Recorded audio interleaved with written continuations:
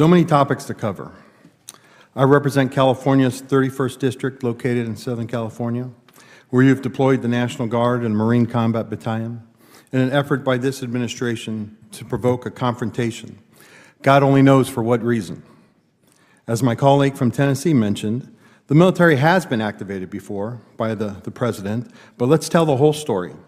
President Johnson federalized the troops after the governor of Alabama activated them to keep black students out of the University of Alabama. President Johnson did it so the students could attend the university. He did it for the right reason. He corrected a wrong. California did not ask the president for help, and the presence of the military is an effort by this administration to intimidate and incite fear and violence amongst its citizens. Today, I'm diving into a congressional moment that you definitely don't want to miss.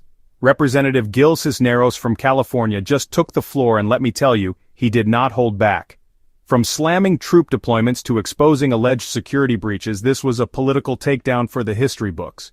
Before I break it all down, go ahead and smash that like button and hit subscribe for more hard-hitting political coverage, unfiltered. Cisneros kicked things off with a searing criticism of sending the National Guard and a Marine Combat Battalion to his Southern California district. He didn't mince words, calling it a provocation, and accusing the administration of trying to incite fear and confrontation. Unlike past presidents who used troops to protect civil rights, Cisneros argued this move was pure politics, no legitimate request, no clear reason. He drew a sharp contrast, reminding everyone how President Johnson deployed troops to ensure black students could attend the University of Alabama. That, he said, was for the right reasons. But today's military use? Cisneros called it intimidation, plain and simple.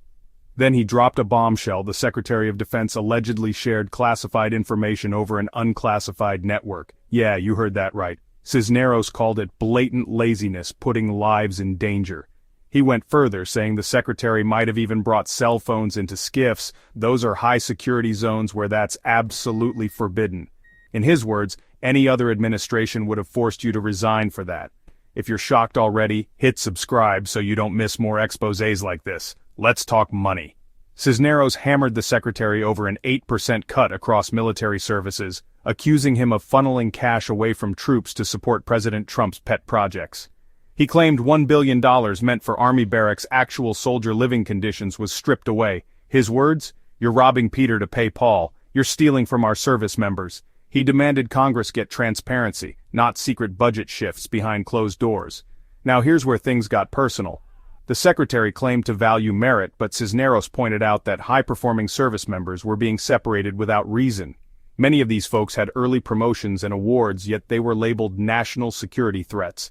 Cisneros called it out discrimination, plain and simple.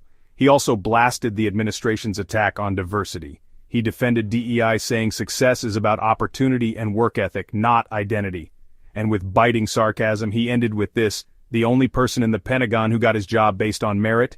You. And only because you sucked up to your boss. Finally, Cisneros called out the secretary for trying to rename a Navy ship honoring Harvey Milk. Milk, a Korean war vet and civil rights pioneer, was dismissed as someone who didn't fit the warrior ethos.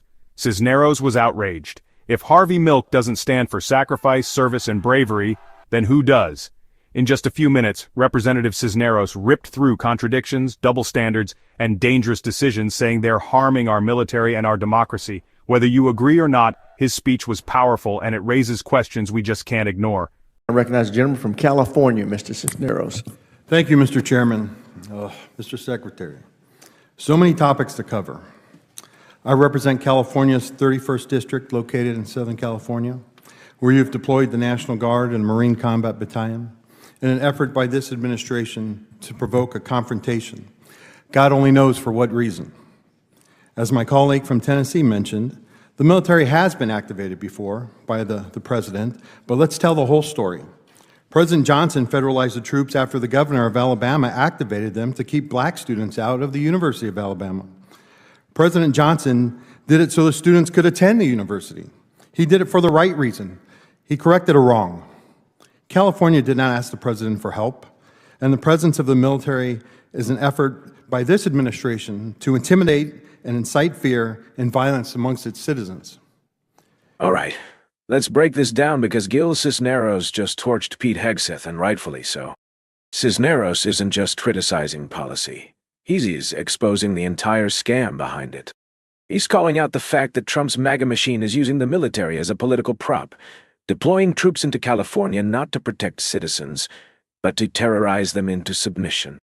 This isn't about public safety, it's about optics and intimidation. And Pete Hegseth?